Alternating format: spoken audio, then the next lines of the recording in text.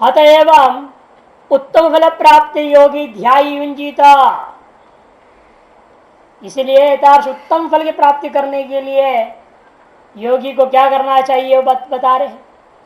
योगी युंजीत सततम आत्मानं रहसि स्थितः एकाकी चित्तात्मा निराशीर परिग्रह। योगी मने ध्याई युंजीता युक्त कर देवे समाधान करे सतताम थोड़ी देर के लिए नहीं सतत समाधान करना है। सततम युंजीत किसका समाधान करना है?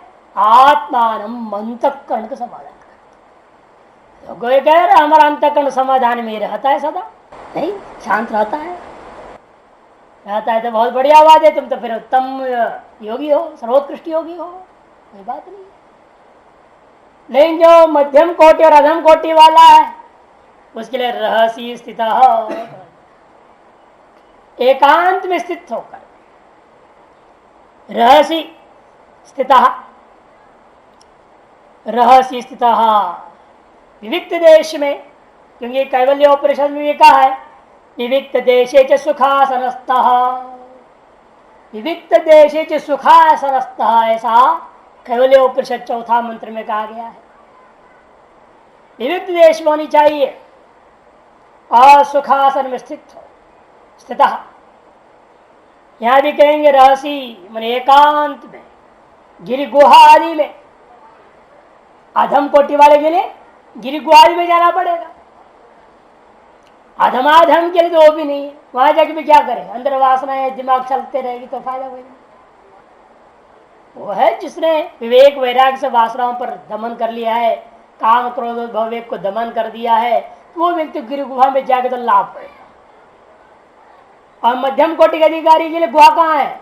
हृदय रूपी गुफा है।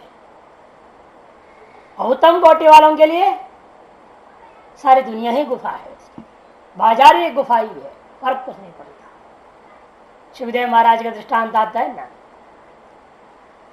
जब परीक्षा लिया ये कितना अंतर्मुख है देखा जाए। जनक महाराज के पास गया, गुरु बना कर गई है, क्या गया गुरु जी हम को मानते हो तो भाई हम पहले देखना चाहते तुम कितने एकाग्र मन वाले और कितने अंतर्मुख हो। कहे नहीं सीधा तो परीक्षा लेना चाहता हूँ, कहे कितना है, चलो अच्छा आए हो तो ऐसा करते देखते हैं। एक कटोरा पानी दिया और उसमें पूरा भर दे पानी, ऐसे कटोरे आधा वाधा नहीं पूरा भरा हुआ, थोड़ा सा इधर लुढ़केगा तो हल्का भी पैर ऊपर नीचे हो जाए तो तुरंत पानी छलक जाएगा नीचे। अब कहा कि तुम पूरे घूमे आओ बाहर, वो गया लेकर के। अब एक आदमी साथ में उसको इधर उधर दाया बाया करता हुआ लेके पूरा बाजार घुमा दिया। और जनक राजा ने कुछ लड़कियों को भेज दिया, जा उसको छेड़ो, हाव भाव करे, ही हंसो जोरदार से, देखे तुम तरफ। लेकिन पूरी बाजार घूम लिया, सारे प्रकार का जो है उसको बहिर्मुखता कराने के लिए प्रयास किया गया, जनक राज का सारा प्रयास फेल हो गया। अब उसकी नजर कितनी होती थी? कटोरा, और कटोरा से सामने एक कदम आगे तक बस। मैंने अगला कदम जो रख रहा हूं कहाँ रख रहा हूं वो देख रहा है, और कटोरा को देख रहे साथ साथ। उससे आगे कहाँ क्या है, इधर क्या है, उधर क्या है, कुछ नहीं। और आप लोग बाजार जाएंगे तो पूरा शरीर में घूमते रहता है, चारों इधर उधर उधर देखते रहेंगे, चारों तरफ देखते हुए जाएंगे। अपने लक्ष्य से लेन देन नहीं रहती, सारी दुनिया देखते हुए जाते हैं। कितना अंतर है, कहाँ सुखदेव महाराज और कहाँ पर बंदर महाराज।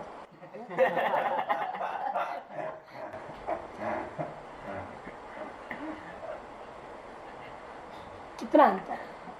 वही एकाग्र अंतर्मुखता, उनके लिए बाजार भी क्या गुफा था, कोई फर्क थोड़ी पड़ी, सारा बाजार घुमा दिया गया। फिर भी उनकी एकाग्रता टूटी नहीं, अंतर्मुखता टूटी नहीं, अपने बिल्कुल लक्ष्य पर बिल्कुल परफेक्ट, एक बूंद छलका नहीं पानी। तो उसको कहते हैं कि रहस्य, इसलिए अधिकारी बेस इन शब्दों का करना पड़ता है। उत्तम आदि के सारी दुनिया ही गुफा है, मध्यम आदि के लिए हृदय भी गुफा के अंदर बैठे, कहीं इधर उधर गुफा में जाएगा नहीं, जहां बैठा है वहीं अपना ध्यान लगाए, हृदय में चला आगे छुट्टी पाई। और अधमाधिकारी के लिए उन गुफा में जाना पड़ेगा, बैठना पड़ेगा, तपस्या करनी पड़ेगी। और अन्यों के तो गुफा में जाने का प्रश्न ही नहीं उठता। योग के अधिकारी तो कर्मयोग है, वो ज्ञान योग में भी आरूढ़ नहीं है ना, योगारूढ़ की चर्चा चल रही है। अब वो तो योगारूढ़ नहीं है, कर्मयोगी है वो, तो फिर कर्मयोग उसके लिए कहा दिया गया पहले। रहस्य स्थित एकाकी यत चित्तात्मा, एकाकी होना चाहिए भाई। हाँ, एकाकी, अकेला। अकिनक्ष प्रत्यय है यहाँ पर, एक शब्द से अकिनक्ष प्रत्यय होकर के एकाकिन का प्रथमा एक वचन का रूप एकाकी। एक एव असहाय, असहाय अर्थ में होता है अकिनक्ष। असहाय माने कोई दूसरा किसी भी हालत में सहयोग देने के लिए साथी नहीं है, सहायक रहित, असहाय अर्थ में अकेले प्रतिवाद एक ही रहा। मने का मतलब क्या, बिना सहायक अकेले होना। एक सुखी दो दुखी नहीं, एक सुखी दो दुखी, एक निरंजन अलग निरंजन का, एक निरंजन, और दूसरों का एक निरंजन दो सुखी, तीन में खटपट चार में लड़ाई, सीधे तीन में खटपट चार में लड़ाई। लेकिन शास्त्र कहता नहीं, एक निरंजन दो सुखी, दो सुखी नहीं, दो में ही दुखी है। शास्त्र के अनुसार एक निरंजन दो सुखी हिंदी वाले कहते हैं, तीन में खटपट चार में लड़ाई, वो तो हिंदी वालों का है। शास्त्र क्या कहता है देखिए, नारद परिव्राजक को उपनिषद, एको भिक्षु रथोक्त स्यादौ चैव मिथुनम स्मृतम त्रयोग्राम समाख्यात ऊर्ध्वन्तु नगरायते। नारद परिव्राजक उपनिषद तीसरा अध्याय 56वां मंत्र है। एको भिक्षु हो यथोक्ता, यथोक्त जो सन्यासी है भिक्षु, वो अकेला ही होता है, कभी दुकेला नहीं होता हो, अकेला ही राम घूमता हो। दो हो गया, मैंने गया हो, गृहस्थी हो गया, इसे कहते स्यात्। एको भिक्षु यथोक्त स्यात् दौचैव मिथुन स्मृतम, ये दो है, हो गया तो मैंने समझो मिथुन हो गया, द्वंद्व हो गया, गृहस्थी हो गया। त्रयो ग्राम, तीन हो गया तो गांव बस गया समझो। त्रयो ग्राम समाख्यात, और उससे ऊपर की संख्या ऊर्ध्वन्तु नगर आयते, उससे ज्यादा संख्या तो नगरी बस गया, शहर हो गया समझो। चार आदमी इकट्ठा हो गया ना, शहर हो गया, बिल्कुल बेकार काम हो गया। एक स्तपोद्विरध्यायी, स्मृतिकार कहते हैं एक स्तपोद्विरध्यायी, एक है तो तप कर सकता है, अकेला ही व्यक्ति तप कर सकता है, दो में तप नहीं होता, और अकेला अध्ययन नहीं होता, दो में के बीच में अध्ययन होता है। द्विरध्यायी, कम से कम दो विद्यार्थी चाहिए अध्ययन करने के लिए, तभी क्या होता है, आपस में विचार विमर्श करेगा ना।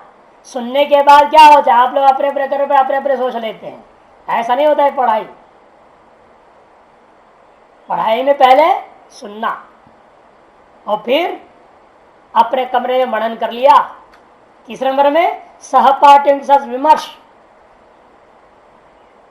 अन्य सब बैठो, हमने क्या सोचा, क्योंकि जो सुने हो सब कुछ आप सुन नहीं सकते, कई बार सुनते हैं, कई बार छूट जाता है दिमाग से, जो आज किसी छूटा हो सकता है दूसरे ने पकड़ रखा हो। दोनों उस पर व्याख्या करेंगे अपने अपने एक दूसरे के सामने, अन्योन्य प्रबोधनम, और अंत में पढ़ाना ही पड़ता है एक बार, तब पक्का हो जाता है। चार स्तर है, श्रवण, मनन, सह अध्ययन और अंत में अध्यापन, तब विद्या परिपूर्ण हो जाती है। एकाकी, एकांतवासो लघु भोजनादि, स्मृतिकार कहते हैं, कोई स्मृति है ये, एकांतवासो लघु भोजनादि मौनम निराशा करणावरोध मुन्नेरसो संयमनम षडेते चित्त प्रसादनम जनयंती शीघ्रम। ये छह चीजें बोलते हैं भाई, ये शीघ्र ही चित्त में प्रसाद को उत्पन्न कर देता है। अध्यात्म प्रसाद जो कहा है, वह अध्यात्म प्रसादेन अधिगमेत, अधिगमेत कहा, उस अध्यात्म प्रसाद से जाना जाता है, चित्त प्रसाद से ब्रह्म को जाना जाता है। वह चित्त प्रसादनम छह साधन से हो सकती है कहा। पहला बताते हैं एकांतवास, दूसरे नंबर में लघु भोजनादि। लघु भोजनादि आदि से विहार वगैरह सब लेना, ये आगे आएगा, युक्ताहार विहार से इत्यादि बोलेंगे। हल्का भोजन आदि होनी चाहिए, भारी भोजन खाए तो सो बैठे बैठे सोते रह जाएगा, क्या बैठेगा ध्यान में वो। इसलिए कहते हैं लघु भोजन, हल्का भोजन। हाँ, लघु पढ़ते पढ़ते भोजन खाना, लघु भोजन ऐसा नहीं करना। हल्का भोजन होना चाहिए, सुपाच्य, अनायास शीघ्र पच जाए, यानी कि 4 घंटा पचने के लिए चाहिए, नहीं तब भी नहीं पच रहा है, पहले सो कर गया, लेट गए, इधर लुढ़क पुड़क करेगा तब जाके पचेगा, फायदा नहीं है। ऐसे भैंस जैसे जो लुढ़कते रहे तब जाके पचे, क्या मतलब, आदमी थोड़ी है वो।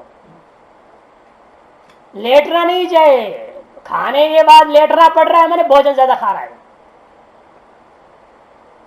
लेटना पड़ रहा है। बीमार हो तो बात अलग है, खाने के बाद लेटे 24 घंटा भी लेटे, कोई दोष नहीं बीमार आदमी को। तो ये बीमार नहीं है, फिर खाना खा के लेट गया तो समझो कि वो आगे भयंकर बीमारी वाला हो जाएगा, वो आदमी नहीं। वो साधना तो कर ही नहीं सकता, अध्यात्म मार्ग का ही नहीं, महाभोगी है वो। आप खाया उसके बाद बैठ सके, कम से कम चलो वज्रासन में बैठ जाए, भाग्यासन नहीं बैठ सकते, वज्रासन में बैठ के चिंतन कर रहा है, अपने आप भोजन पच भी जाएगा, वज्रासन में बैठने से चिंतन भी है, फिर अपना बाकी व्यवहार करो। फिर बाहर दोपहर सोना विद्यार्थी के लिए, साधक के लिए तो महाअभिशाप है, समझो। अनेक जन्म का पाप जगता है आदमी, तो भोजन के बाद वो सोता है दिन में। बिल्कुल विशेष हम लोगों को तो बहुत ही ध्यान रखते थे, गुरुजी भी वहां पर, बाद में विद्यार्थियों में भी कभी ऐसा। फिर ब्रह्मचारी रामन जी महाराज जी थे जो कला शास्त्र में काचार्य थे, ब्रह्मचारी रामन, जिन समय लोगों पढ़ा, बहुत कड़क थे वो, बोलते भी थे ऐसे, इतनी ज्यादा क्लास को सुनाई देते थे, जरा जोर उनकी आवाज भी थी। और दोपहर जान के आते थे कमरे के, रोंड मारते थे, तुरंत नहीं आएंगे भोजन के बाद, पता है उनको, तो रटेगा, घूमते फिरते रटते रहे, कुछ करते रहे। 12 बजे हो सकता है नींद आती है, 12 बजे भाई, तो 12 से 1 बजे बढ़िया नींद आती है। तो उन्होंने पहले तो रखा था 2 बजे से पाठ। एक दो विद्यार्थी ऐसे थे हम लोग के ग्रुप में जो दोपहर सो जाते थे, उनको कहा कि 12 बजे से पाठ चलेगा। अब सो कैसे सोगे 12 बजे? 12 बजे पाठ का टाइम कर दिया। अब आके कम वहां बैठे, वहां सोए तो डंडा रखे थे, जो है खोपड़ी पे सीधे टन बजता था, सीधे खोपड़ी में मारते थे। पढ़ने आए कि सोने आए हो? कई तो फिर 1-2 तो उसमें पार्टी छोड़ दिया, दूसरा आचार्य से पढ़ने लग गए, जो शाम को पढ़ाते। उनका कोई बात नहीं, जाने दो, भला है, हम गधों को क्यों पढ़ाए बोलते थे। हम पढ़ाएंगे तो सही विद्यार्थी को पढ़ाएंगे, नहीं तो नहीं पढ़ाएंगे। जैसे लघु भोजन आदि, दूसरा, तीसरा मौनम, चौथा निराशा, आशा रहित, कामनाओं से रहित होना, चौथा कर्णावरोध, 5वां कर्णावरोध। एकांतवास पहला, लघु भोजन आदि दूसरा, मौनम तीसरा, निराशा निष्काम होना चौथा, 5वां कर्णावरोध। कर्ण मने सारी इंद्रियों का अवरोध, संयत इंद्रिय जो कहा जाता है। छठा मुनेर असोह संयमनम, असोह संयमनम मैंने प्राणायाम, असो मैंने प्राण, उसका संयमनम मैंने प्राणायाम। एकांतवासो लघु भोजनादि मौनम निराशा कर्णावरोध। मुनेरसो संयमनम षडेते, मुनेरसो संयमनम षडेते, चित्त प्रसादनम जनयंती शीघ्रम। ये जो 6 है, चित्त के प्रसाद को शीघ्र पैदा करते हैं। यह स्मृतिकार देखिए, सबसे पहले क्या कहे, एकाकी होना जरूरी है, एकांतवास जरूरी है। यह तो चित्तात्मा, चित्तात्मा या आत्मा से तात्पर्य शरीर, और चित्त मने अंतःकरण, शरीर और अंतःकरण दोनों का संयम होना चाहिए। यह तो चित्तात्मा। निराशी, देखो 6 में से 2 आ गया ना, यह तो चित्तात्मा। कर्णों का भी संग हो गया, शरीर कर्णावरोध भी आ गया इसमें, यदि चित्तात्मा में। और निराशी, आशी ही मैंने कामना, इच्छा, उससे रहित होना। और अंत में कहते हैं अपरिग्रह, अपरिग्रह, अपरिग्रह परिग्रह रहित होना। परिग्रह रहित होने का मतलब यानी कि बाई सामान ये सब कपड़ा लत्ता नहीं होना, नंगा होकर आकाश में खड़े हो जाओ बीच में सड़क पे, ये अपरिग्रह थोड़ी है? अपरिग्रह का अर्थ नहीं है। अपरिग्रह का मतलब उसका संबंध का अभाव। परिग्रह कर्म संबंध ग्रहण कर लेना। आपने समझ मेरा है, मैं हूं, ये मेरा है, ये संबंध ग्रहण कर ले। मैं हूं कर शरीर के संबंध जोड़ लिया और बाई वस्तु से मेरा कर संबंध जोड़ लिया, ये परिग्रह हो गया। और सब कुछ रहते भी नहीं है, अपरिग्रह है। संबंध का अभाव हो ना, अपरिग्रह है। पहले एक बार सुना था चैतन्य जी महाराज का दृष्टांत। बीकानेर से आ रहे थे ट्रेन में, भगत की गृहस्थी कोई बैठा, उसने कहा क्या महात्मा है, हम तो एक सूटकेस लेके चल रहे हैं, आप तो ऊपर नीचे सारा भरा पड़ा है माल। चतुर्मास से आ रहे थे, खूब माल मिला था वहां पे। पहले कैबिन होते थे, फर्स्ट क्लास कैबिन, इधर एक सीट इधर एक सीट, बस ऊपर लगेज रखने का होता था। वो पूरा कैबिन भर गया माल से। क्या महात्माओं के लिए वहां से लोगों ने भेजा, भाई कपड़ा भी भेजा, सारा चीज भेजा, भाई ले जाओ, जा रहे हैं। और गृहस्थी ने कहा कि क्या आप महात्मा इतने सारा डमाल डबल लेकर के चल रहे हो माल टाल, आपसे हम गृहस्थी अच्छे हैं, हमारे पास कुछ नहीं है, यात्रा करते तो कोई थोड़ा से सूटकेस लेके चलते हैं। अब भाग्य की बात कुछ देर बाद ट्रेन में कुछ गड़बड़ी होगी इंजन में या कुछ कारण से रुक गया। और सुने हुए ना सुने जैसे होकर अपना सत्संग करते रहे। महाराज जब रुक गई गाड़ी तो सब उतरे, ये भी उतर गए, वो भी उतर गया सेठ, बैठे सत्संग कर रहे हैं। तो ट्रेन जाने लगा, उसको पकड़ लिया, छोड़ ही नहीं रहे उसको चढ़ने को। वो चिल्लाने लगा, अरे भाई तू क्या परेशान हो रहा है, तेरे को इतना बढ़िया सत्संग चल रहा है, बढ़िया रामायण की चौपाई सुने में सुना रहा हूँ तुमको, भजन सुना रहा हूँ, क्यों परेशान हो रहा है? तेरा तो एक सूटकेस ही तू जा रहा है, हमारा सारा जा रहा, जाने दो। अरे हमारा सूटकेस 5,000 रुपये का वो उसमें चेक है। अरे जान दो भाड़े 5,000 रुपये चेक, हमारा तो 50,000 से ऊपर रहेगा कैश उस जमाने के, तो 5,000 के रो रहा। वो पैर पड़ने लगा, बहुत हल्ला मचा, ट्रेन रुक गई। लोगों ने चेक की क्या हो रहा है तमाशा। उन्होंने आया तो बताया, इन्होंने देखो ऐसे ऐसे बोलता था, इसको बता रहा हूं मैं कौन गृहस्थ है कौन महात्मा है, हमारे सारा जा रहा है, जाने दो, हमें कोई फर्क नहीं पड़ता है। और इसको 5,000 का चेक करके रो रहा है। गृहस्थी और महात्मा में अंदर से है कि भावना मेरा है करके है नहीं। संतों के लिए नहीं दिया है, पहुंचेगा तो पहुंचेगा, संतों तक नहीं पहुंचा नहीं पहुंचा, कोई जरूरी है क्या? निमित्त मात्र भव साचन, निमित्त मात्र बीच में, यहां से बात पहुंचाने का। अभी हार्ट अटैक हो जाए, कोई उठा के सब ले जाए तो क्या होगा? पहुंचेगा क्या? तो आप भी यही समझो, नहीं पहुंचा नहीं पहुंचा। इतनी दृढ़ निश्चय, यह अपरिग्रह है। एक और दृष्टांत है गाली ग्रहण करने की बात बताया था ना। आप मानते मेरे को गाली दिया तो आपने परिग्रह कर लिया, अब नहीं माने, कोई असर करता है आप पे तो आप परिग्रह हो गया। आप स्वीकार करते हैं ना, उसने मुझे गाली दिया, तो स्वीकार करना ही परिग्रह करना है। आपने स्वीकार नहीं किया तो जाए कुत्ता भौंक रहा है एक तरह से, आपके लिए क्या फर्क पड़ता है? इसलिए अपरिग्रह बहुत महत्वपूर्ण है। यहां अपरिग्रह अंदर से अनासक्त होना, आसक्ति भाव, यह अपरिग्रह। भाष्य योगी मने ध्यायी, योगी का मतलब ध्यायी, युंजिता, युंजित कर समाधाध्यास, समाधान करे, चित्त का समाधान करे, चित्त का प्रसादन करे, प्रसन्न कर देगा उसको। कैसे प्रसन्न कर रखा जाए उसको? कहते कितने समय रखना हो, भी सवेरे आधा घंटा, शाम को आधा घंटा? कहते नहीं नहीं, सततम 24 घंटा मरण काल पर्यंत सर्वदा इत्यर्थ। आत्मा नाम किसको समाधान में रखना है? ध्यान से ध्यायी को। कहते अंतःकरणम, आत्मा में अंतःकरण को समाधान में रखना है। कैसे रखा जाए, उसके लिए क्या करना पड़ेगा? कहते यदि जहां हो वहां तुम्हारे बस की बात नहीं हो रही है, वहां बहुत अड़चन हो रहा है, बहुत सारे परेशान कर रहे हैं, तो चले जाना रहसी एकांते, गिरि गुहा लो, रहस्य मने एकांत, एकांत देश में जाओ। कौन सा एकांत देश? गिरि गुहा दो कर दिया। पहाड़ के ऊपर चढ़ गए, गुफा के अंदर चले गए। इसमें बहुत लाभ भी है, वहां कहीं कोई प्रदूषण नहीं, किसी प्रकार का प्रदूषण लगभग नहीं है पहाड़ों में। देखिए ऊपर, इसलिए जो पहाड़ी लोगों को बड़ा पसंद आता है, ये उतरा ऊंचाई पे जाकर मकान बनाते हैं, जहां चढ़ के जाते जाते श्वास फूल जाएगा। और उनको पसंद है उतनी ऊंचाई पर करना। और वहां से 1 किलोमीटर 2 किलोमीटर कहीं नीचे उतर रहा है, कहीं उधर जाना पड़ रहा है पानी के लिए, वो भी मंजूर है, लाएंगे हम पानी ढो करके। लेकिन हम नीचे सड़क के पास मकान नहीं बनाएंगे।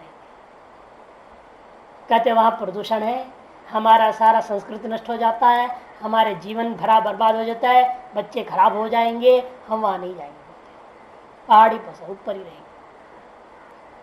एक बार देवप्रयाग के माध्यम से रास्ता बना दिया पौड़ी को जाने के लिए, पुल बना करके। एक गांव जो सड़क के किनारे था, सड़क बना उसी किनारे पड़ गया हो, तो वो गांव वाले पूरी की पूरी उजड़ गए। उन्होंने कहा हमको यार आना नहीं, सड़क आ गया, तो राक्षस आ गया।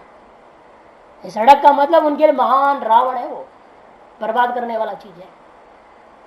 वो सारे गांव उजड़ के एकदम वहां से 400 फुट ऊंचा चले गए, ऊपर गांव बसा दिया। और पानी नाम का चीज नहीं, 2 किलोमीटर लगभग नीचे जाते दूसरे तरफ तब जाकर पानी मिलती है, वहां दूसरी तरफ। कमाल है। ऐसे ज्ञानसु एक जगह हम जा गए थे, महात्मा एक रहता, वहां भी ऐसी पानी है नहीं, करीब आधा किलोमीटर नीचे जाना पड़ता है पानी के लिए। रोज उतना उतरते हैं, पानी ले जाते हैं। कारण प्रदूषण किसी प्रकार का वहां नहीं है, स्वच्छ हवा है, सारी स्वच्छ चीजें हैं, पूरा प्रकृति में विराजमान।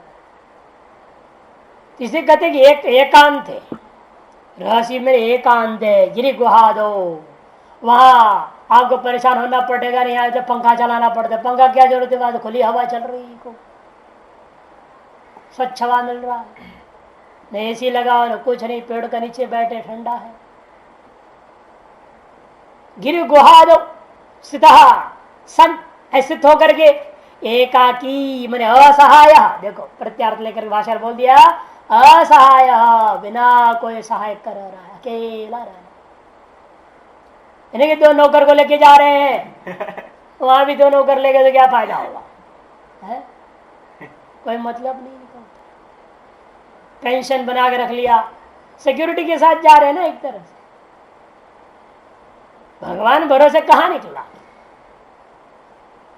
भगवान भरोसे इस कलयुग में जीना बड़ा मुश्किल है, लेकिन जिया जा सकता है, ऐसी बात नहीं। अभी भगवान है तो नहीं, भगवान नहीं है अभी कलयुग में, भगवान नहीं होता है क्या? होता ही है, लेकिन उसका भरोसा नहीं होता, इतना अंतर है। इसलिए सब करना पड़ता है नाटक में। नहीं तो पिछले वहां 1900 देख लो, 1982 से लेकर के 2000 तक लगभग 18 साल कभी कोई बैंक बैलेंस नहीं, कुछ नहीं लफड़ा सकता। उसके बाद अकाउंट खोला, अकाउंट में सब कुछ खसरा पचरा शुरू हो गया कि ऊपर क्लासरूम बनाना था, एक संकल्प ऊपर कमरा बनाना है, सब लफड़ा शुरू हो गया। वो लफड़ा इतना बढ़ गया, अब आप देख रहे महाभूत आकार दिख रहा है लंबा चौड़ा। इसलिए यहाँ पर दिख रही है, अभी भी कोई कुछ नहीं लफड़ा, बाहर से लफड़ा है, अंदर से कोई लफड़ा नहीं है। समझाने के लिए, बोलने के लिए नहीं, समझाने के लिए। किसी छोड़ के जाने की हिम्मत भी होना चाहिए। 12-13 शाखा थी रामा जी महाराज जी के पास, आश्रम छोड़ के निकल गए। अपने गुरु जी महाराज कितने बड़ा था, छोड़ के निकल गए। जहां गए वहीं एक और नई संसार खड़ी हो गई, क्या करे उसके लिए, जनता छोड़ी नहीं, पीछे पहुंच गए। वो सामर्थ्य अंदर से अपरिग्रह होनी चाहिए। बाहर से व्यवहार है, कोई नियम ले लिया और नियम के अनुसार बैठे हैं, तब तक के लिए जरूरत है तो चल रहा है। एकाकी यद चित्तात्मा, यद चित्तात्मा, यदि चित्तात्मा क्या करते हैं? चित्तम अंतःकरणम, आत्मा ने देहश्च संयतौ यस्य स यदि चित्तात्मा। चित्त में अंतःकरण और आत्मा माने शरीर, ये दोनों के दोनों संयुक्त है, जिसका सम्यक रूप से नियमित कर लिया गया है, जिसके द्वारा वह व्यक्ति को कहते हैं तेजत्तात्मा। निराशी ही विगवीत तृष्णा, जिसके अंदर तृष्णा नहीं रह गया। अपरिग्रह, अपरिग्रह से मैंने परिग्रह रहित इत्यर्थ, परिग्रह रहित होना, ये इसका अर्थ है। भाष्यकार कहते हैं परिग्रह रहित का मतलब क्या है? वो संन्यासित्वेपि त्यक्त स्वरूप परिग्रह सन युंजित इत्यर्थ। सन्यासी होने पर भी, सन्यास मतलब क्या? आपने कर्म, कर्म फल सब कुछ त्याग दिए हैं, उसके बावजूद भी किसी प्रकार परिग्रह हो, उस परिग्रह त्यागनी चाहिए। निचान का तो इसलिए है कौपिन आदि को छोड़ के उपिन आदि को रखना पड़ेगा। सती संन्यासित्वे किम, संन्यासित्व सती, ये क्यों कह रहे हो आप? यदि अपरिग्रह ग्रहणम अर्थ पुनः उगते है, एक तरह से अपरिग्रह जो ग्रहण किया ये पुनरुक्ति दोष हो रहा है कि पहले अपने सर्वकर्म सन्यासी कह चुके हो, तब कहते हैं पुनरुक्ति दोष नहीं है। क्यों ऐसा आशय जवाब दे रहे? कौपिन आच्छादन आदि शक्ति निवृत्त्यर्थम इत्या, जो कौपिन आच्छादन आदि आपके पास है, धोती कंबल वगैरह रखना पड़ता है, उनमें भी आसक्ति का अभाव, ये इसका अर्थ है। जो शरीर स्थित्यर्थ आश्रम आदि है, कुटिया है, अन्य चीजें हैं, जो भी है आपके पास, उसमें भी आसक्ति रहित होने का नाम यहां पर अपरिग्रह लेना। इसलिए भाष्यकार में संन्यासित्वेपि त्यक्त सर्व परिग्रह सन इंजित इत्यर्थ, ऐसा होकर के ही आप चित्त का समाधान करें, यह इसका तात्पर्य है। इस प्रकार से पूरा वर्णन हो गया योग, और योग के मुख्य समस्त अंग, कर्म योग भी हो गया और ध्यान योग का भी वर्णन हो गया। और ध्यान योग में भी मुख्य अंगभूता जितना भी जरूरत है, प्रत्याहार है, धारणा है, सारी चीजें कह दी गई है।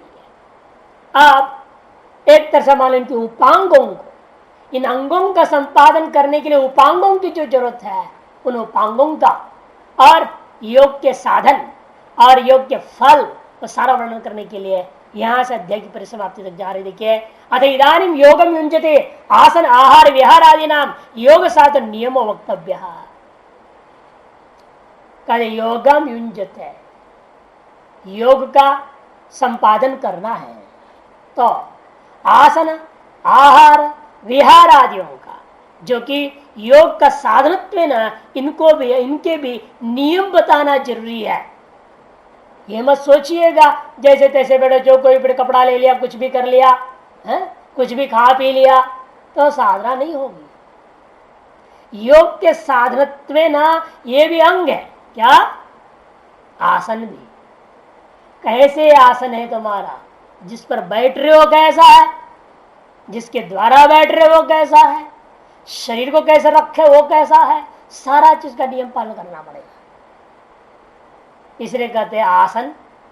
इसी पर आस्यते अस्मिन आसनम, आस्यते अनेन आसनम, दोनों लेनी है। और इसी प्रकार से कहते आहार, खाने पीने के बारे में भी। विहार, घूमना फिरना, नहाना धोना, कहाँ कितना कैसे सोच समझ के करना चाहिए, नहीं तो फंस जाएगा आदमी। एक ब्रह्मचारी था, सफेद में था, बड़े पिला में हो गया, पिले में घूमता है, शायद नहीं लाल हो गया, वैश्य ब्रह्मचारी ले लिया। वो महात्मा जब हम लोग थे पहले एक जगह, वहां पर वो ब्रह्मचारी आता जागता हमारे पास पड़ता था, उसको हम कहते थे देखो तुम्हारा शरीर ठीक नहीं है, रोज रोज गंगा मत नहाओ, तुम्हारे सामर्थ्य नहीं है। मानता नहीं, बड़ा गंगा जी का भगत, रोज नहाना, एक मंदिर में उसको पूजा का काम मिले थी, और ज्यादा करना पड़ता था। नतीजा ये हुआ उसकी पढ़ाई छूट गई, सब छूट गई, श्वास फूलने लगा और शौच बंद हो गया। ऐसा ठंड गर्म हो गया, कुछ सारा काम खराब। फिर कई साल तो बहुत भागदड़ मचता रहा, जितने भी वैद्य, जितने भी डॉक्टर, पूरे जहां जहां पता चला उसको सब दौड़ते रहा। अंत में कोई एक लखनऊ के पास कोई वैद्य मिला, उसकी दवाई से थोड़ा अब श्वास वास फूलना बंद हो गया है, शौचालय भी ठीक होता है, परेशानी नहीं है। पिछले बार जब आए तो बता रहा था कुछ ठीक है, कथा प्रवचन करे से गुमराह करा, क्या करें। आहार विहार में भी इसलिए हर चीज का संयम होना, नियम होना जरूरी है।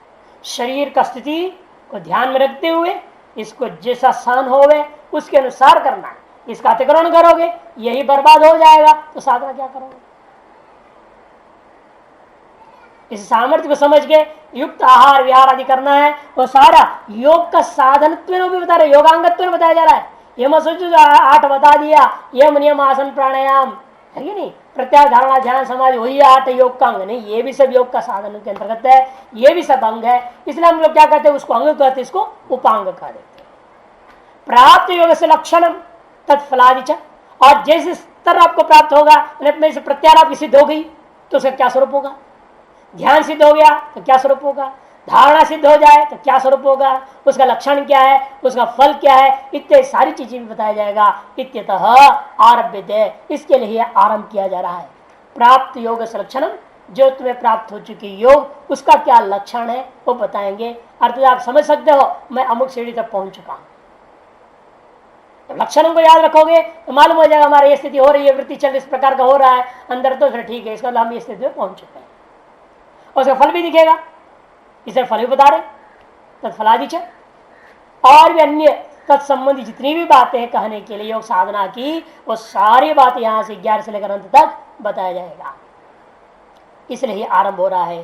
तत्र सबसे पहले आसन में प्रथम उचित है। आसन बहुत ही महत्वपूर्ण है, इसलिए सबसे पहले आसन के बारे में कहा जाता है। शुचौ देशे प्रतिष्ठाप्य स्थिरमासनमात्मनः नात्युच्छ्रितं नाति नीचम चैलाजिन कुशोत्तरम। कई पाठ भेद है, चैलाजिन कुशोत्तरम के कुशाजिन चेलोत्तरम, चैल ही नहीं चेल है वहां, चेलाजिन कुशोत्तरम भी है, कहीं कुशाजिन चेलोत्तरम भी है। कुश अजिन चैलोत्तरम ऐसा पाठ है, कहीं पर यही से ही है, लेकिन चैल का चैल पाठ है कि चैला और चेला में अंतर है, अर्थ में भी अंतर है। चेला मने कपड़ा, चेलस्य विशेष विकारो इति चैला, तस्दम अर्थ में अणो करके चैला मने मृदु वस्त्रम, चैलम वस्त्रम चैलम मृदु वस्त्रम, ऐसे कौन कहता है, चैलम वस्त्रम चैलम मृदु वस्त्रम। शब्दार्थ चिंतामणि नाम ग्रंथ है, उसमें लिख रहे भेद को, चैलम वस्त्रम चैलम मृदु वस्त्रम। खैर चैलाजिर कोशोत्तरम आसनम ऐसा कर सकते हैं, विशेषण विशेष भाव। आसनम का यदि आप करते हैं आस्यते अस्मिन् निधि आसनम, तो किसमें आप बैठ रहे हैं, किसके ऊपर बैठ रहे हैं, चैल अजर कुशोत्तर पर बैठना है, तो तब हो गया विशेषण। अथवा आसन का अलग पदी मान लो, विशेषण विषय मत करो, अतः वित्पत्ति क्या होगी, आस्यते अनेन आसनम, आस्यते अनेन पद्म स्वस्तिक सुख आदि आकारेण इति आसन मैंने पद्मासनम स्वस्तिकासनम सुखासनम इत्यादि आसन दोनों में लिट होगा। कर्णाधिकरण सूत्र है, लिट जो है कर्णार्थ में भी हो सकता है अधिकरणार्थ में भी हो सकता है। इन अधिकरणार्थ में करोगे तो चेला कुशोत्तरम का वो विशेषण विशेष भाव बन जाएगा, और कर्णार्थ व्युत्पत्ति करोगे तो जो 8 प्रकार का विशेष आसन बताए गए हैं उन आसनों को लेना है। शुचौ देशे प्रतिष्ठाप्य, सबसे पहली बात शुचौ में शुद्ध विविक्ते देशे, स्वभाव से शुद्ध हो अथवा संस्कार से शुद्ध कर दिया गया हो। जैसे बता रहे पहाड़ वगैरह में क्या है, स्वभाव से ही शुद्ध है, वहां कुछ करने की जरूरत नहीं। और यहाँ तो कमरा है तो क्या करोगे, झाड़ू मारो, पोछा लगाओ, गोबर से लेपो, अनेक प्रकार का जो है शुद्धता करनी पड़ती है। फिर भी कीड़े मकोड़े आ जाते हैं, कहीं लक्ष्मण रेखा लगानी पड़ जाती है चारों तरफ आसन की नहीं, और कहीं जो है क्या बोलते हो फिट स्प्रे करना पड़ता है ना। अनेक प्रकार की यहाँ पर प्रकार संस्कार करनी पड़ती है उस देश को, ताकि वह बैठ सके हम लोग। इसे भाषाकार भी कहेंगे दोनों स्वभावतः हो चाहे संस्कारतः हो, शुद्ध होना चाहिए स्थान जहां भी आप बैठ रहे हो।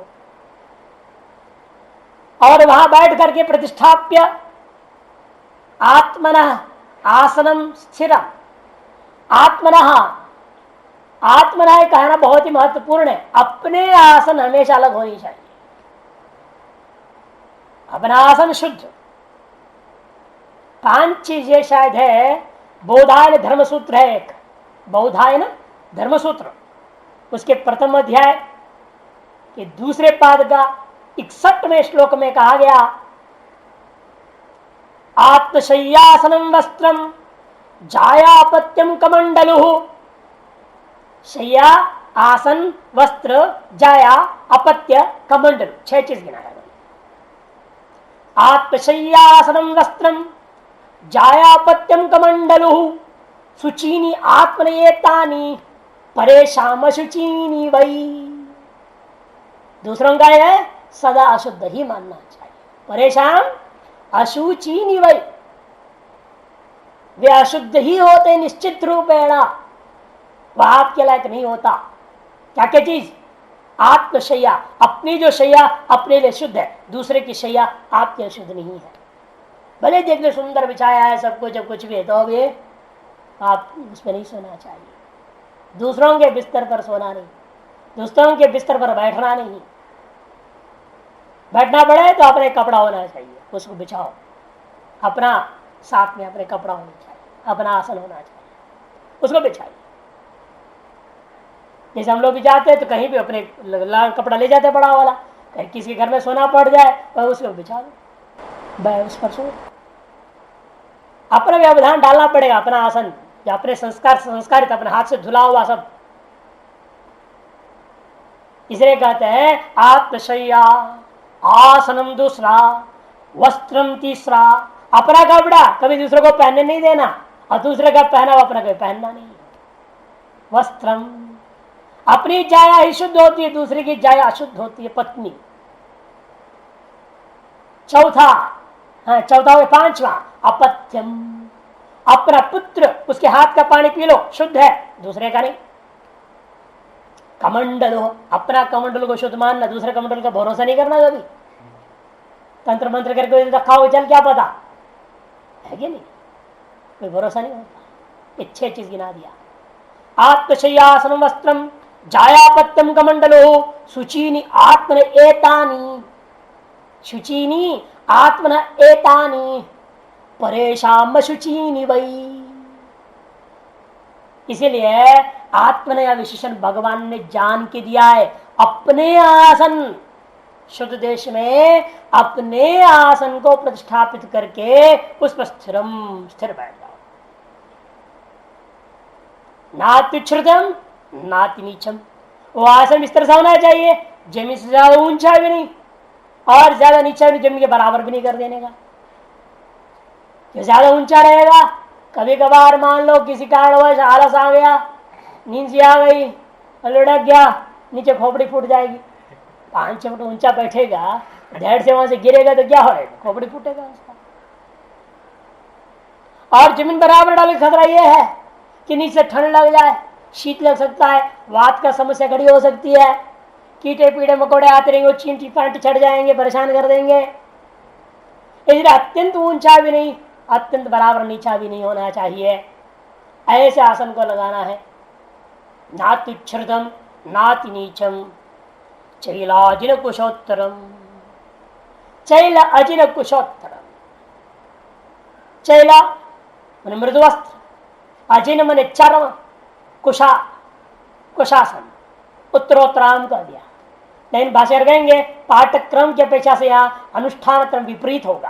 पहले कुशासन बिछाना है, उसके ऊपर चरम बिछाना है, उसके ऊपर कपड़े का आसन होगा, ये क्रम होगा। चैलाजिन कुशोत्तर, यहां भी अजिन आजकल की भाषा समय में तो बड़ा समस्या है। अजिन का है ना, हिरण का मृगचाल वगैरह जो कहां से मिलेंगे, सरकार से खरीदो है कि नहीं, अवैध तरीके से सरकार से खरीदना पड़ेगा आज के जमाने में, नहीं तो अवैध हो जाएगी। वही दोष है, पाप लग गया। गलत तरीके से आदमी दूसरे चीज को मार मोर करके लाया है, उसको छुप छुप के आपने खरीद लिया है, अब मारने वाले की प्रेरणा हुआ नहीं तो क्यों मार दी, कोई खरीदने वाला ना मिलता मारेगा क्यों, आप खरीद रहे हैं इसलिए मार के ला रहा है, तो मारने का आप प्रेरक हो गए। एक बात। दूसरी बात, मरा हुआ पशु किस हालत में मरा क्या पता है? रोग से मरा है, गोली से तड़प करके मरा है, उसके असर उसके चर्म में आ जाता है, और उस चर्म में बैठेगा तो उसके दिमाग में ऐसे हो जाएगा। इससे पहले जब ऋषि लोग क्या करते थे, हिरण को घर आश्रम में पालते थे, ऐसे प्यार देते थे, वो एकदम अनन्य हो जाता था उनके साथ। आज जो शरीर छूटता था उनके गोदी में, ऋषि अपने गोदी में बिठाकर बड़ा प्रेम से इसको सलाहते हुए इसको मृत्यु की ओर ले जाता है, वो प्राण छोड़ता था। बड़ा प्रसन्नता से ऋषि के गोदी में छोड़ दिया। ऐसे मृग का जो चर्म होता है, उस चर्म पर बैठने पर वो सात्विक चर्म माना जाएगा। उस पर बैठने पर आपका भी दिमाग सात्विक हो जाएगा, शांत प्रसन्न हो जाएगा।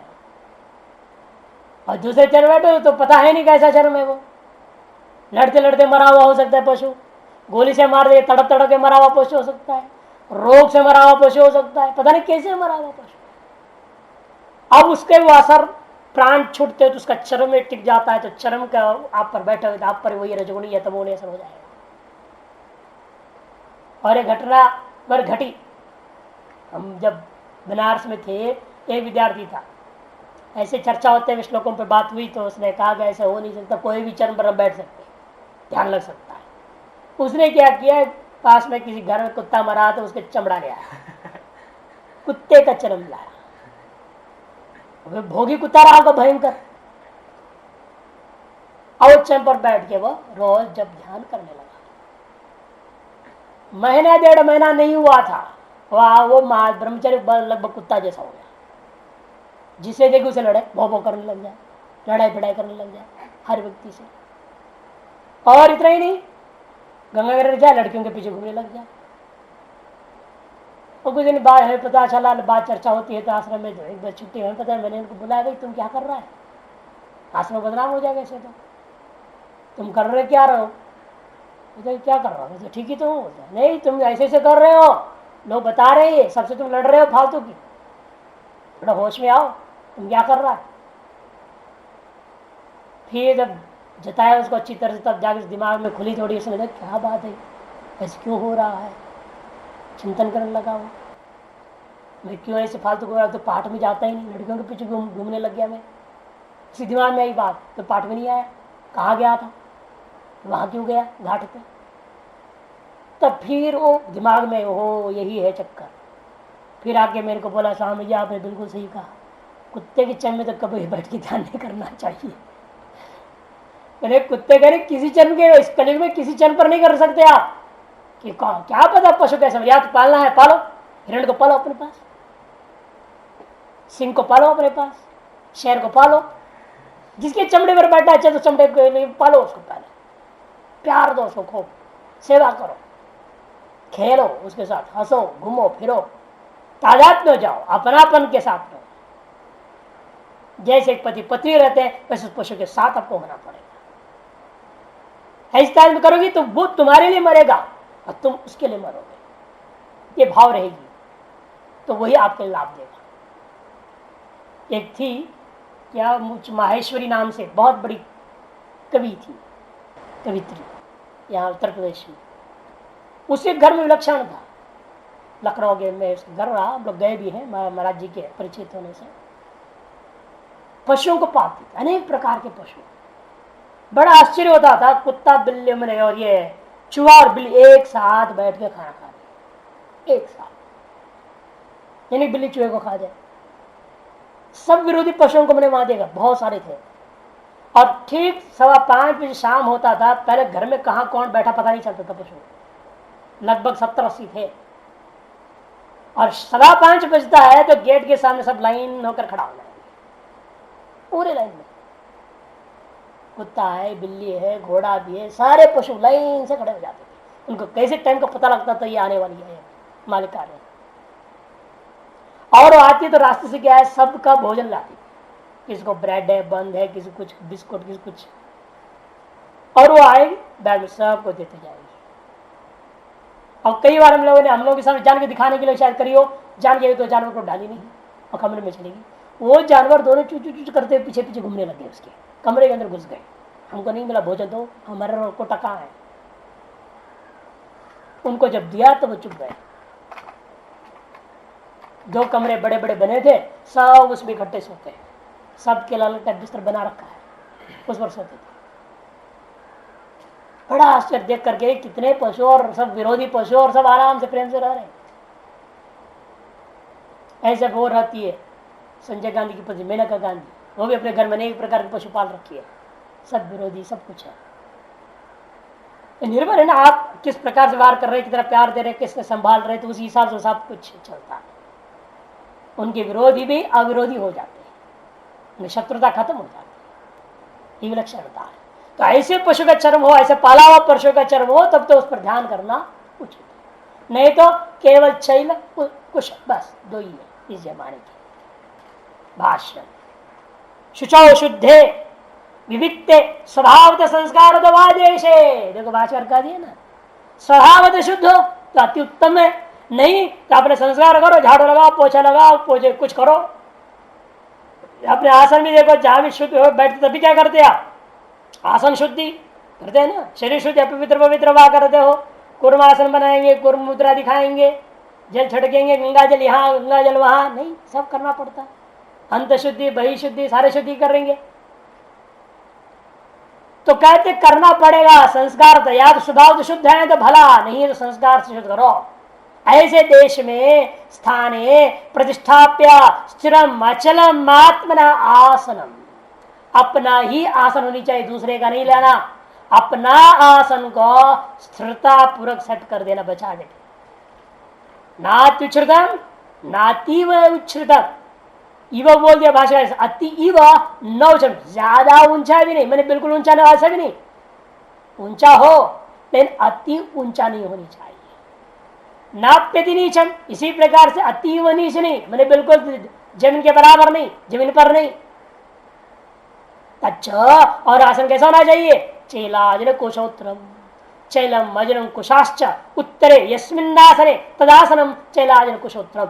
या भाष्यकार यस्मिन आसने कह दिया, मैंने यहाँ विशेष विशेष भाव मान रहे हैं, आश्रित अस्मिन आश्रम इसको लिए है पक्ष, यहाँ आश्रित अन्य पक्ष को नहीं ले रहे हैं भाष्यकार।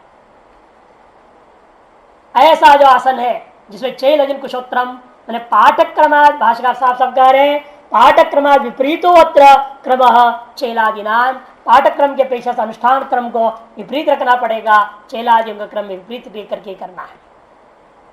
मैंने पहले कुशासन को बिछाओ, उसके ऊपर यदि चर्म हो उत्कृष्ट हो वो चर्म बिछाओ, उसके ऊपर कपड़ा बिछाना चाहिए।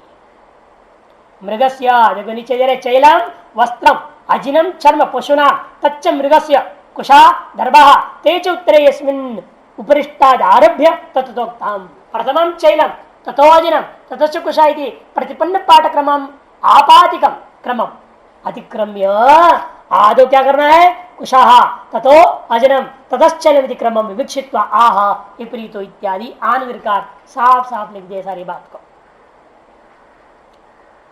कारण बता रहे हैं, अति उच्च क्यों ना हो, पतन भय परिहारार्थम, गिरने का भय रहता है ज्यादा ऊंचाई पर रहेगा तो। और अति नीचम क्यों नहीं हो, भूतल पाषाण आदि संश्लेष है, भूतल का संश्लेष हो जाएगा, पत्थर तो पत्थर का संश्लेष हो जाएगा, उससे क्या होगा, आपके शरीर के अंदर वात क्षोभ हो सकता है, अग्नि मांदी रोग आ सकती है, इतने संभावित दोष निराशार्थम। इसलिए अति उच्च भी नहीं अति नीच भी नहीं होनी चाहिए। प्रतिष्ठाप्य किंग कर्तव्यम, ऐसे आसन आसन तो रख लिया, रख कर क्या करना है, कहते खुद बैठो उस पर। कैसे बैठना है वो अगला श्लोक से बताएंगे 13वां से, उससे पहले वह बैठ के करना क्या वो पहले बता देंगे। तत्रैकाग्रम मनः कृत्वा यत चित्तेन्द्रिय क्रिय उपविश्यासने युञ्ज्यात् योगम आत्म विशुद्धये। तत्र आसने, उस आसन पर उपविश्य बैठ करके, तत्र आसन उत्तरार्ध में है ना आसने, उपविश्य आसन है वो तत्र उसके स्थान में तत्र आसन है, मैंने तादृश प्रतिष्ठापित आसन पर उपविश्य बैठ करके योगम युंज्यात, योग का जो है अनुष्ठान करे। योगम युंज्यात किस लिए करूं, आत्म विशुद्ध है, अंतःकरण की शुद्धि के लिए करना है। क्या करो? मन एकाग्रं कृत्वा यथ चित्तेन्द्रिय क्रिया, चित्त मन अंतःकरण शरीर और इंद्रियां, इनकी जितनी क्रियाएं हैं उनको संयमित करता हुआ मन को एकाग्र करना है। एकाग्रं कृत्वा योगम युंजा, ऐसे ध्यान योगम युंजात, ऐसा प्रतिष्ठाप्य किम भाष्य तत्र तस्मिन् आसने उपविश्य, उस आसन में बैठ करके योगम युंजात, ऐसे सीधा सीधा अन्वय पहले कर दे वाचकार ने, उस आसन पर बैठ करके योग अनुष्ठान करें, ध्यान करें। कथम, कैसे करें? तब कहते हैं सर्व विषय उपसंहृत्य, सकल विषयों से आप अपने मन को प्रत्याहार कर लो, उपसंहरण कर लो।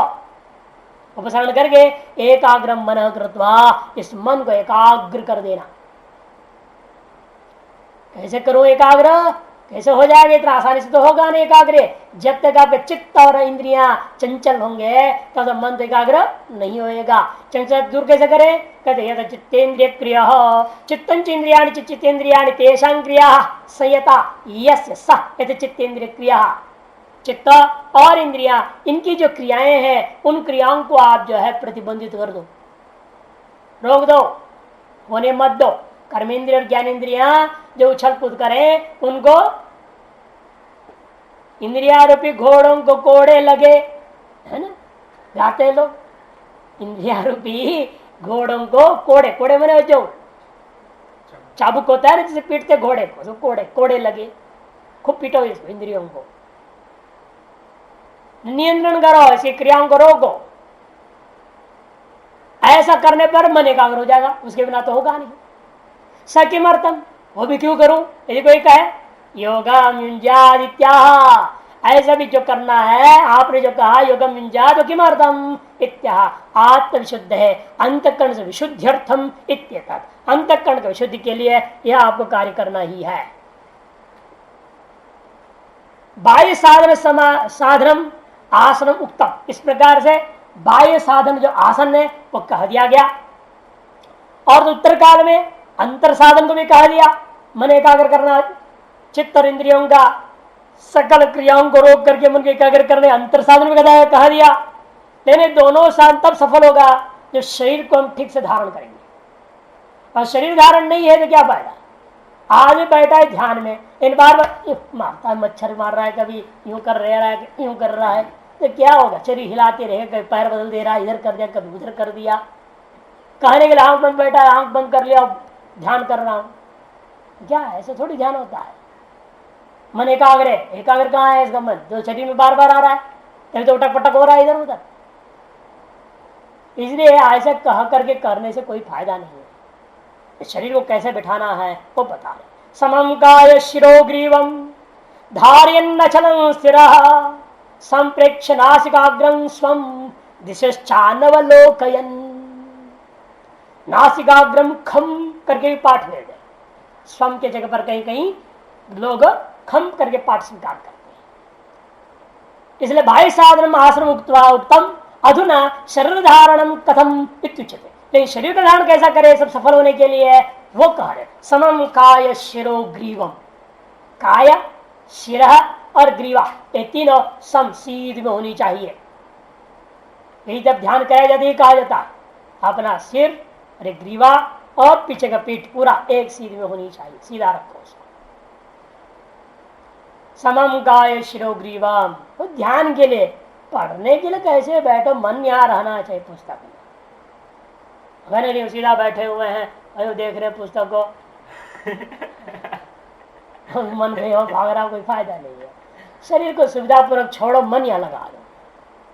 ये सब ध्यान के लिए जरूरी है, सब नियम होना चाहिए। समम काय शिरो ग्रीवम धार्यन्नचलम स्थिर, ऐसा शरीर को धारण करते हुए अचलम स्थिर स्थिर भूत्वा, स्थिरो भूत्वा ऐसा अध्यार करना पड़ेगा। स्थिर भूत्वा अचलम धार्यन, ऐसा स्थिर और अचल पर्यायवाची है, प्रयोग एक साथ करना व्यर्थ हो जाएगा, इसलिए क्रम ऐसा बनाना पड़ेगा। स्थिर भूत्वा अचलम धार्यन, स्थिर को, शरीर को स्थिर स्थापना करके अब अचलता पर धारण करना। यानी कि शुरू में आपने स्थिर कर दिया, बाद में टेढ़ा मेढ़ा कर दिया तो फायदा आ गया नहीं। शुरू में स्थिर रखो और उसके बाद वैसे अचल धारण करके रखना है। इसलिए अचलम धारयन संप्रेक्ष नासिकाग्रम स्वम स्वम नासिकाग्रम संप्रेक्ष, अपने नासिकाग्र को देख करके। सीधा से शब्द अर्थ होता है, लेकिन ये लक्षित नहीं है, क्योंकि नासिकाग्र देखते देखते क्या होगा, घ्राणेन्द्रिय का स्थान विशेष संबंधित स्थान है, तो नासिकाग्र की सिद्धि हो जाएगी। नासिक ध्यान करते करते घ्राणेन्द्र की सिद्धि मिलेगी, तो वो इष्ट ही नहीं।